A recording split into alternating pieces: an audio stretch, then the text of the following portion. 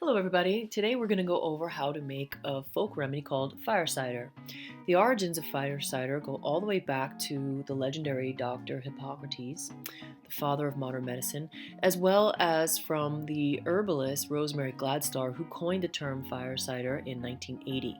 And she said that she was inspired by a formula called the Four Thieves, which was a vinegar distillation using onions and garlics and many spices and herbs that presumably helped people during the plague.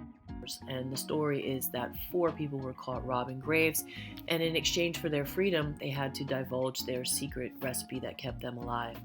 And then it was called the Four Thieves. So the fire cider that we're going to make today is a mix of roots and fruits that are distilled in vinegar and fermented over a course of 4 weeks. We're going to be working with horseradish, ginger, turmeric, garlic, as well as lemon, orange, habanero peppers, and jalapeno peppers. So get yourself an organic root of horseradish if you can, and we're going to wash and peel the root and then chop it. I'm ultimately going to put all the roots in the blender just to break it up more finely, but you don't have to. You can chop it by hand. Horseradish is very well known for reducing any phlegm and mucus and opening up the sinuses, and it has very aromatic properties, which is good for producing a bit of a sweat. So if you feel like you're coming down with something, that's very good for, we say, releasing the exterior and expelling any kind of pathogen. Next up, we got the ginger. Ginger is very warming and is very good for supporting the digestive system, as well as releasing the exterior and generating a bit of a sweat. Now we're going to add a turmeric root. Turmeric is very good for increasing circulation. It has antioxidants and anti-inflammatory properties, and in Chinese medicine we think of it as very good for warming the system and increasing circulation as well. And I don't particularly love the taste of turmeric, so I don't know if this is the right portion. We'll see in 4 weeks. I've seen it used, people choose to use powder instead. Maybe it's less intense. We shall see. To be determined. Then we're going to do a whole clove of garlic. You could do more garlic or less garlic. To me, really, there's never enough garlic often, and it is called the poor man's penicillin. So we're going to cut and peel a whole head of garlic and then throw that in the blender with all the other roots. Now we're going to coarsely chop an onion, and we're not going to blend that. We're going to leave it kind of whole and chunky and put it in the bottom of our glass jars.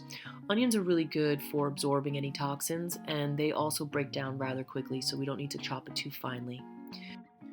Now we're going to chop up the habanero peppers, leaving the seeds inside because that's where all the spiciness lives, and also a lemon with the rind on, kind of a rough chop.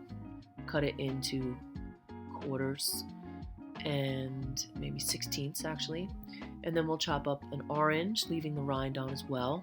Also, these acidic fruits have a lot of astringent properties and can draw out the goodness from the other fruits and roots. And we have a habanero pepper here and a jalapeno pepper. So once we've got all the fruits side, we're going to blend all the roots in the blender. We've got the garlic, the horseradish, and the ginger, and the turmeric, and we're going to blend them up and so that they can help break down quickly in the vinegar. Now we're going to take the roots, the onions, and the fruits and start filling up the jars evenly. We kind of had too much for 2 quart-size glass jars, so we broke it up into 3 quart-size glass jars, and we figure at the end we're going to concentrate and put them all together in one container. So if it's not completely even, it should ultimately even out. That's what we're hoping for. Fingers crossed.